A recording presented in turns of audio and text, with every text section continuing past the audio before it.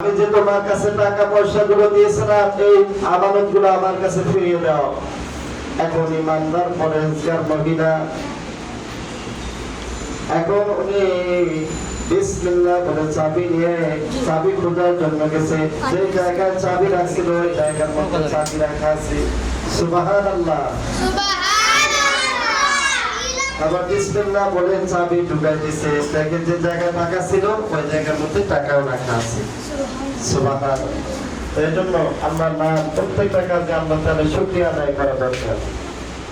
আর এই মাসটা হলো কি মাস বলেন তো আপনারা সবাই?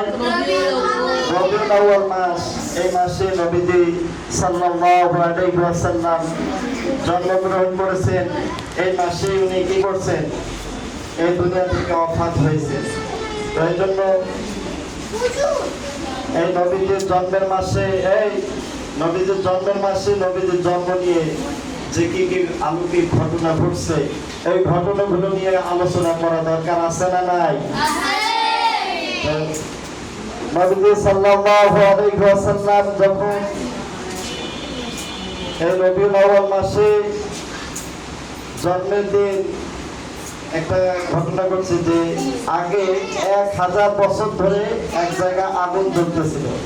আর নবীজি যেদিন জন্ম হয়েছে ওই দিনে ওই আগুন নিভে গেছে। সুবহানাল্লাহ। এই সুবহানাল্লাহ বলবে না? এই জন্য নবীজি সাল্লাল্লাহু আলাইহি ওয়াসাল্লাম ইসলামের জন্য এই দিনের দাওয়াতের জন্য তিনি তায়েফের মধ্যে গেছেন। যাওয়ার পর তিনি তায়েফবাসীকে দাওয়াত দিতেছেন। আর তায়েফবাসী নবীজি সাল্লাল্লাহু আলাইহি ওয়াসাল্লামকে চিনতে না পেরে ছোট ছোট বাচ্চাদেরকে পাথর নিক্ষেপ করার জন্য দাঁড়িয়ে দিয়েছে। তারা পাথর মারতে মারতে নবীজি সাল্লাল্লাহু আলাইহি ওয়াসাল্লামকে বেহুশ করে দিয়েছে। আল্লাহ তাআলা রব্বুল আলামিন হযরত জিবরাইল আলাইহিস সালামকে আদেশ করলেন, জিবরাইল তুমি জলদি করে যাও আমার বন্ধুর কাছে যাও।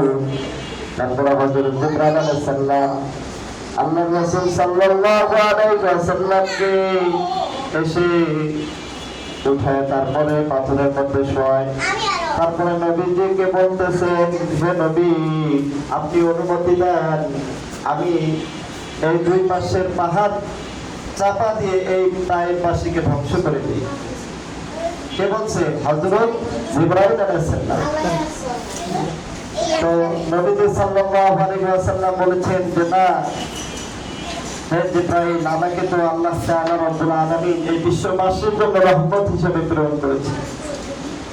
আল্লাহ তাআলা কোরআনুল কারীমের মধ্যে ইরশাদ করেছেন, ওয়া মা আরসালনাকা ইল্লা রাহমাতাল লিল আলামিন। আল্লাহ তাআলা নবী করিম সাল্লাল্লাহু আলাইহি ওয়াসাল্লামকে বিশ্ববাসীর জন্য রহমত হিসেবে প্রেরণ করেছেন।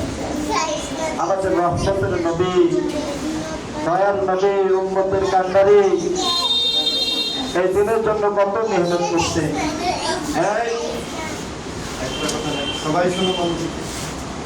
নবীজি সাল্লাল্লাহু আলাইহি ওয়াসাল্লাম পিতার হজের ভাষণে বলতেছেন, হে সাহাবায়ে কেরাম আমি কি তোমাদের মাঝে দিন পরিপূর্ণ পৌঁছায় দিতে পেরেছি?